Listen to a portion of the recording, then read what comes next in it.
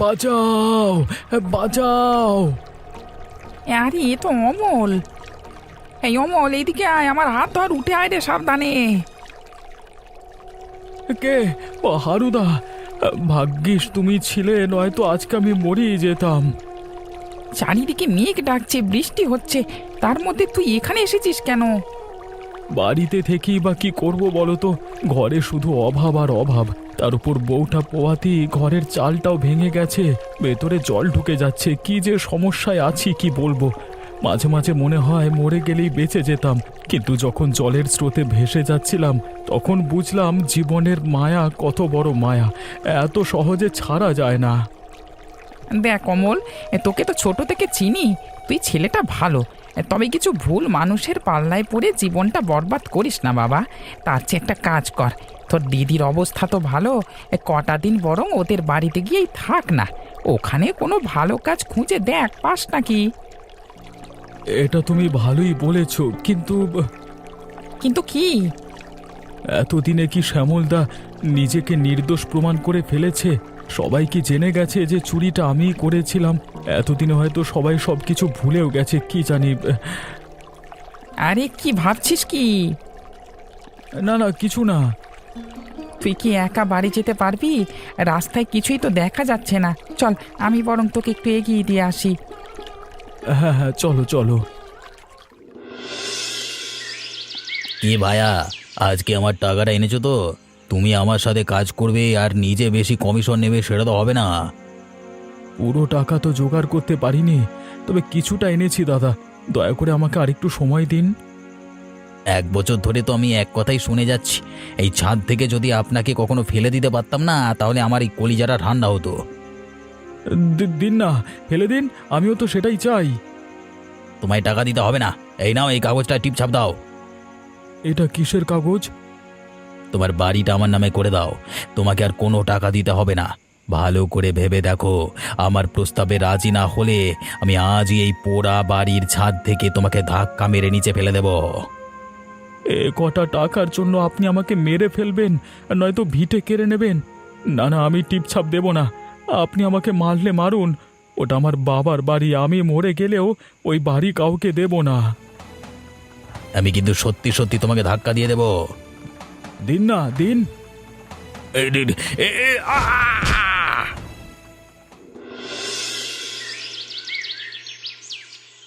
আমাদের এখন কে দেখবে? এই ছোট ছোট বাচ্চাগুলোকে নিয়ে আমি কোথায় যাব? কি করব, কি খাবো? আমার ছেলেটা এত অল্প বয়সে আমাদের রেখে চলে গেল। আমার নসিবে তুমি এমন দুঃখ কেন লিখলে আল্লাহ? সেদিন বেরোবার আগে বলেছিল অতুলদার সাথে দেখা করতে যাচ্ছে, তারপর কিভাবে যে এইসব। ভাবি, আমার সাথে রফিকদার দেখা হয়েছিল ঠিকই, আসলে আমার থেকে কিছু টাকা পেত, আমি সব টাকা শোধ করে দিলাম। তারপর আমাকে বলল ওই পুরো বাড়িটায় কিছু কাজ আছে, সেটা শেষ করতে হবে, তারপর ছুটতে ছুটতে ওদিকে চলে গেল। সবই তো ভালো চলছিল, হঠাৎ কি এমন হলো যে ও ছাদ থেকে ঝাঁপ দিল? আমার মাথা কাজ করছে না, শরীর অস্থির অস্থির লাগছে। তোমরা আমাকে ঘরে নিয়ে চলো, আমি আর এখানে থাকতে পারছি না। হে আল্লাহ, তুমি আমায় নিলে না কেন?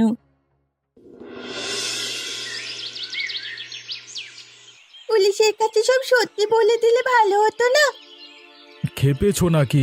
আমি যদি বলি রফিক ভাই পা স্লিপ করে পড়ে গেছে, তাহলে কি পুলিশ আমার কথায় বিশ্বাস করবে? উল্টে আমাকে ধরে নিয়ে চলে যাবে। পুলিশ তোমার কথা জানতে পারবে না তো? না না, আমরা পরশু এখান থেকে চলে যাব। চলে যাব? কোথায় যাব? দিদির বাড়ি। আজকে হারুদার সাথে দেখা হয়েছিল, হারুদা দিদির বাড়ি গিয়ে থাকবার পরামর্শ দিল, তাই ভাবছি সেখানে গিয়ে বছরখানেক থাকবো। ততদিনে রফিকের কেসটাও ধামাচাপা পড়ে যাবে। তবে হ্যাঁ, আগে যা হয়েছে সেসব কথা কিন্তু ভুলেও তুলো না। কিসের থেকে আবার কি কথা উঠবে, আর সব সত্যি সামনে চলে আসবে, তখন কিন্তু আমরা আর পালাবারও কোনো পথ পাবো না। একবার আমরা চুরির দায় থেকে বাঁচতে এই গ্রামে পালিয়ে এসেছিলাম, আর এখন খুনের দায় থেকে বাঁচতে ওই গ্রামে ফিরে যাচ্ছি। একবার তোমার দোষের জন্য বেচারা শ্যামলদা শাস্তি পেয়েছিল, একই ভুল কিন্তু আর করো না। দেখো আরতি, আমি সেবার দায়ে পড়ে চুরি করেছিলাম। তুমি তো জানো আমার উপর কতটা টাকা লোনের চাপ রয়েছে। আমি তো জানতাম না যে জামাইবাবু এই টাকা ভর্তি ব্যাগটা দেখে হুলুস্থুল বাঁধিয়ে দেবে। ওই সময় আমার মনে হয়েছিল শ্যামলদার কাঁধে পুরো দায়টা চাপিয়ে দিলে আমি বেঁচে যাব, আর সেটাই করেছি।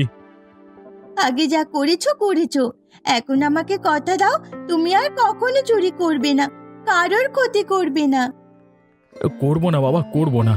আমি কি আর চুরি ডাকাতি এসব ইচ্ছে করে করি? পেটে ভাত না জুটলে আমি কি করব? কোত্থেকে টাকা জোগাড় করব?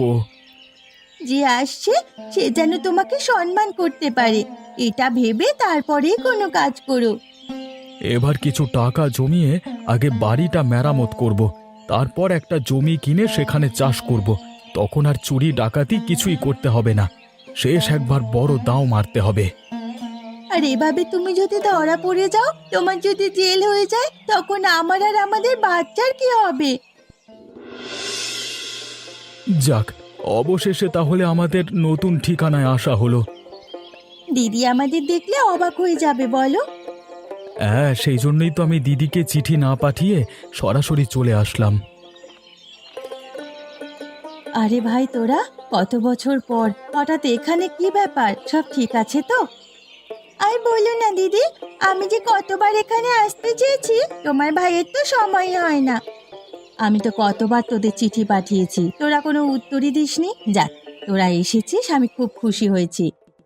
আসলে আমাদের ঘরের চাল নষ্ট হয়ে গেছে, বর্ষায় ঘরে জল ঢোকে, আর এই অবস্থায় ওকে ওখানে রাখাটা ঠিক না। তার মধ্যে ওখানে তেমন একটা কাজও জোটাতে পারছিলাম না, তাই আর কি। এই অবস্থার মানে কি হয়েছে আরতি? তুমি পিসিমা হবে তো? ও মা, তাই নাকি? এ তো ভীষণ আনন্দের খবর। তোদের যতদিন ইচ্ছে এখানে থাক, জামাইবাবুও খুব খুশি হবে। জামাইবাবু কোথায়? জামাইবাবুকে দেখছি না তো। ও 3 দিনের জন্য শহরে গেছে, পরশুদিন ফিরবে।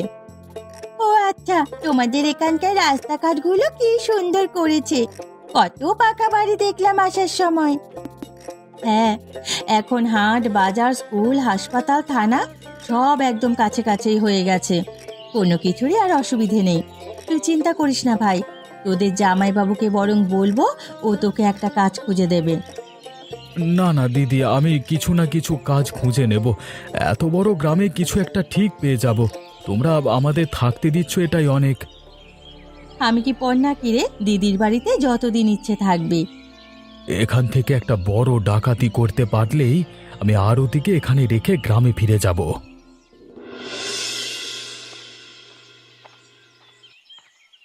ভালো আছো? কে? ও ও আপনি? হ্যাঁ হ্যাঁ, ভালো আছি। আপনি কেমন আছেন? একজন ভালো মানুষকে চোরের অপবাদ দিলে সে আর কেমন করে থাকতে পারে বলো তো? আপনি আমাকে ক্ষমা করে দিন, আমি নিরুপায় হয়ে সেই কাজ করেছিলাম। দেখো, সত্যি কথা বলতে গেলে আমি তোমাকে কোনোদিনও ক্ষমা করতে পারবো না। তবে চেষ্টা করে দেখতে পারি। তুমি আমাকে চোরের অপবাদ দিয়ে ফাঁসিয়ে চলে গেলে, তারপর থেকে আমি সত্যিকারই চোর হয়ে গেলাম। মানে? মানে এই তল্লাটে এবং আশেপাশে গ্রামে যত বড় বড় চুরি ডাকাতি ছিনতাই সবটাই আমার গ্যাংয়ের লোকেরা করে। দেখছো না, এই করেই তো কত সুন্দর বাড়ি বানালাম। বাহ, ভালো ভালো। আচ্ছা, একটা কথা বলবো? নিশ্চিন্তে বলো। দেখো, তোমার জন্য আমাকে অনেক অপমানিত হতে হয়েছিল ঠিকই, তবে তুমি তো আমাকে সঠিক পথটা দেখালে, নইলে তো আমি এখনো তোমার জামাইবাবুর চাকর হয়েই থেকে যেতাম। আমাকে আপনার গ্যাংয়ে নেবেন? আমার খুব টাকার দরকার। হঠাৎ ইচ্ছে হলেই কিন্তু গ্যাং ছেড়ে বেরোনো যাবে না। না না, আমি বেরোবো না। এই গ্রামে তুমি কতদিন আছো? যদি একটা কাজের বন্দোবস্ত হয়ে যায় তাহলে 1 বছর তো থাকবই। ঠিক আছে, আমি দেখছি কি করা যায়। সামনেই দুটো বড় ডাকাতির একবার পরিকল্পনা আছে। তুমি যদি কাজটা সামলে নিতে পারো তাহলে মোটামুটি 15,000 টাকা তোমার। আর একটু বেশি হবে না? আরে সবে তো শুরু করছো, আরে আস্তে আস্তে আরও বাড়বে। গলির মোড়ের পাশাপাশি যে দুটো বাড়ি রয়েছে, ওই বাড়ির মালিকরা শহরে থাকেন, মাঝে মধ্যে এখানে আসেন। বাড়িতে অনেক গয়নাগাটি টাকা পয়সা রাখা থাকে। কালকে রাতে ওই দুটো বাড়িতে ঢুকে যা যা পাবে সব চুরি করতে হবে, ঠিক আছে? টাকাটা কি কালকেই পাবো? হ্যাঁ হ্যাঁ, কালকেই পেয়ে যাবে। আর যদি কেউ ডেকে ফেলে? আমি আছি তো, চিন্তা করো না। এখানে সন্ধ্যে 7টার মধ্যে সবাই বাড়ি ঢুকে যায়। আর অত রাতে যদি আশেপাশে কেউ থাকেও, জানবে তারা আমাদের গ্যাংয়েরই লোক। হ্যাঁ,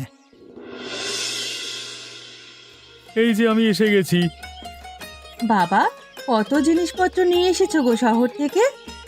কতদিন পর গেলাম, এইটুকু জিনিস আনবো না তা কি হয়?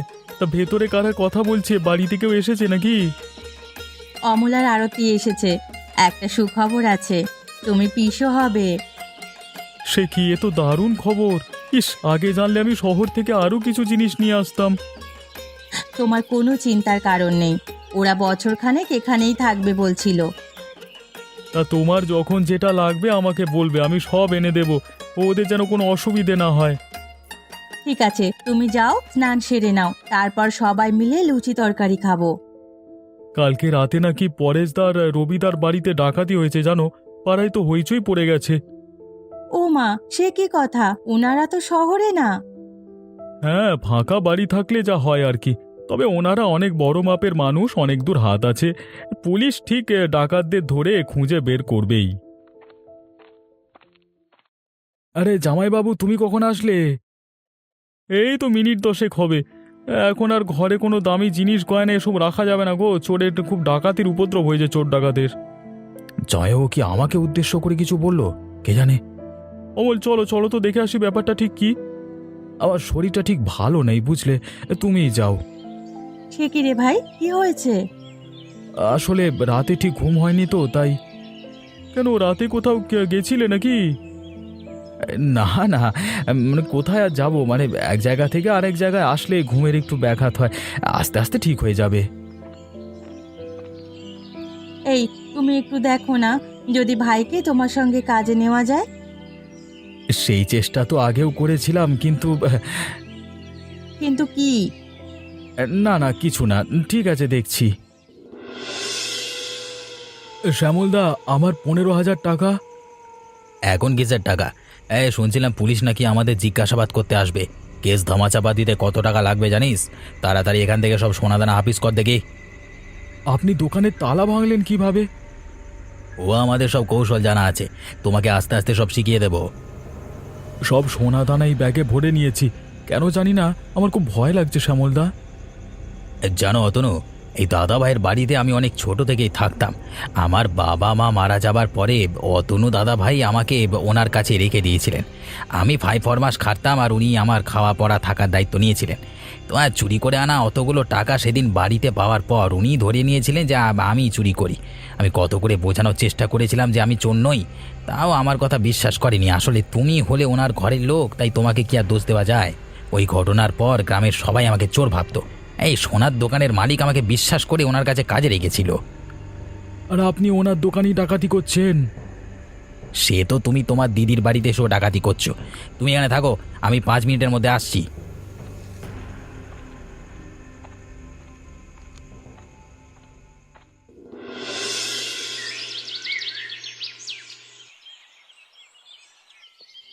দেখলে তো দাদাবাবু, সেদিন আমার কোনো দোষ ছিল না। তো এতগুলো বছর ধরে আপনি আমার সঙ্গে কথা পর্যন্ত বলেননি। আমি যদি রবিদা পরেশদার সঙ্গে মিলে এই পরিকল্পনাটা করতাম, তাহলে আপনার সামনে সত্যিটা আসতো না। এতগুলো বছর ধরে আমি মনে যে কি জ্বালা চেপে দিয়েছিলাম সেটা আমিই জানি। এবার অমলকে পুলিশের হাতে তুলে দিয়ে আমার শান্তি হবে। হ্যাঁ হ্যাঁ, তাই হোক, ওকে থানায় নিয়ে চলো। না, আপনারা ওকে নিয়ে যাবেন না। আমার বাচ্চাটার কথাটা ভেবে ওকে এই শেষবারের মতো ছেড়ে দিন। তোমরা এবার ওকে ছেড়ে দাও, ওকে পুলিশের কাছে দিও না, অন্য কোনো শাস্তি দাও। ঠিক আছে, ওকে আমাদের হাতে তুলে দিন। তাই হোক। আমার মন বলছিল শ্যামল তুই দোষী না, কিন্তু তুই চুপ ছিলিস দেখে আমি ভেবেছিলাম। কি দাদাবাবু, সবসময় আমরা যা দেখি সেটাই কিন্তু সত্যি হয় না। আমাকে ক্ষমা করে দে শ্যামল, আমার জন্য তোকে কত কষ্ট পেতে হয়েছে, তোকে সবাই চোর ভেবেছে। তুমি আমাকে অনেক সাহায্য করেছো দাদাবাবু, আমি তোমাকে ক্ষমা করবার কে বলো? শুধু এটাই বলবো, তুমি আমাকে অনেক কষ্ট দিয়েছো, যেটার কোনোভাবেই লাঘব করা সম্ভব না।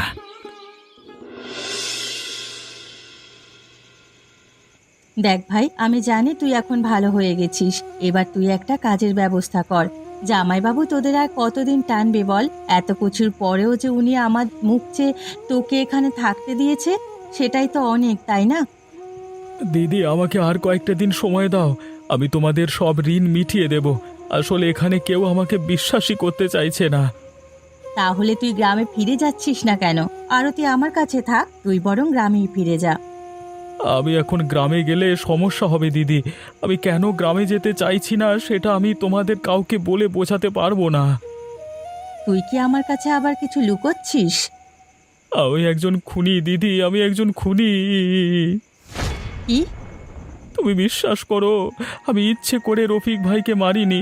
রফিক ভাই পা স্লিপ করে নিচে পড়ে গেছিল, পুলিশ আমাকে খুঁজছে। সকালে আমি ওই গ্রামে পুলিশ দেখেছি। এখানে অতুল কুমার এখানে আছে? হ্যাঁ, ঘরের ভেতরে। কেন, ও কি করেছে?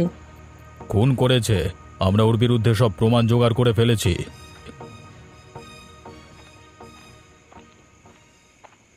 এ কি, পুলিশ ওকে ধরে নিয়ে যাচ্ছে কেন? দিদি, ওনাদের আটকাও। না আরতি, ও শুধু চোর বা ডাকাতি নয়, ও একটা খুনি।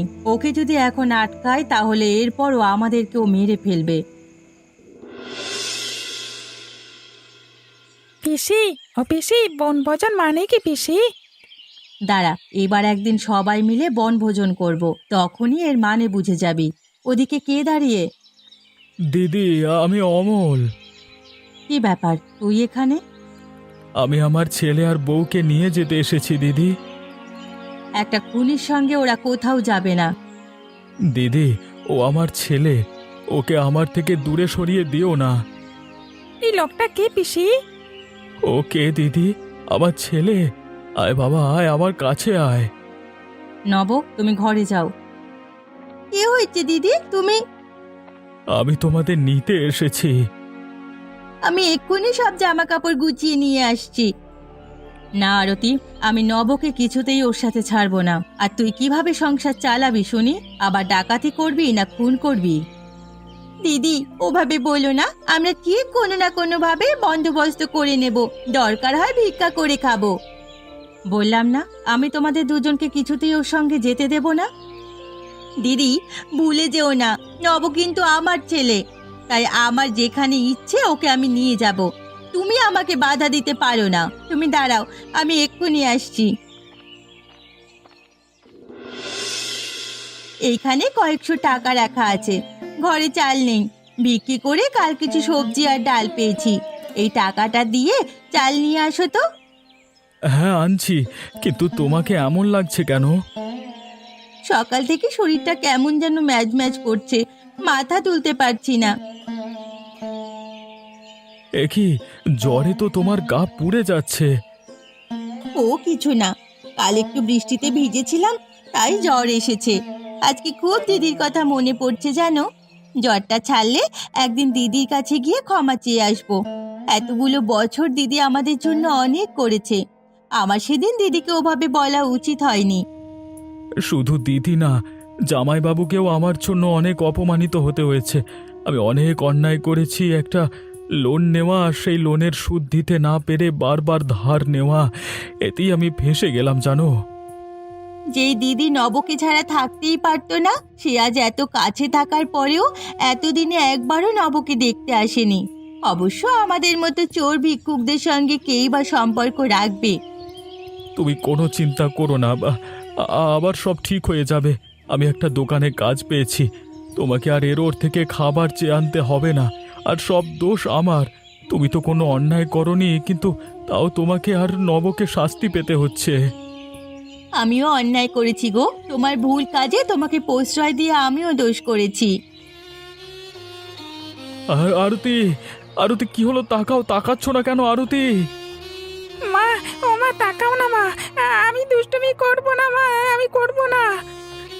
দৌড়ে যা তো বাবা, পিসি আর পিসে মশাইকে ডেকে নিয়ে আয় তো। কি হয়েছে মায়ের? মা তাকাচ্ছে না কেন? কিচ্ছু হয়নি, পিসিকে দেখলেই ঠিক হয়ে যাবে। আমি সত্যি এখন ভালো হয়ে গেছিলাম দিদি। এতদিন আমি যত অন্যায় করেছি তার শাস্তি দিতেই বোধহয় ওপরওয়ালা আমার ছেলের কাছ থেকে ওর মাকে কেড়ে নিল। আরতি সব সময় আমার ঠিক ভুলে আমার পাশে থেকেছে। আজকে যখন ও দূরে চলে যাচ্ছে আমি ওকে একা ছাড়ি কিভাবে? নব তো আমাকে ঠিক মতো চেনেও না। আমি আমি জানি ও তোমাদের কাছে ভালো থাকবে। ধার করে মানুষকে ঠকানো কষ্টের টাকা চুরি করা, মিথ্যা বলা, এসবের পরিণতি যে কতটা ভয়ঙ্কর সে আমি বুঝতে পারলাম। এবার আমিও আরতির কাছে যাই। আরতি, আরতি, অমল, এই অমল, তাকা না। ওর আর বেঁচে নেই বকুল। বানভাসিতে তোদের পরিবারের সবাই মারা গেছিল ভাই। তুই আমাদের বাড়ি এসে সাহায্য চেয়েছিলিস, সেই থেকে আমি তোকে নিজের ভাইয়ের মতো স্নেহ করতাম। আজ তুই একবারও আমার কথা ভাবলি না, আমাকে একা ফেলে চলে গেলি। নব, আজকে থেকে তুই আমাদের কাছেই থাকবি, পারবি না মা বাবাকে ছেড়ে থাকতে?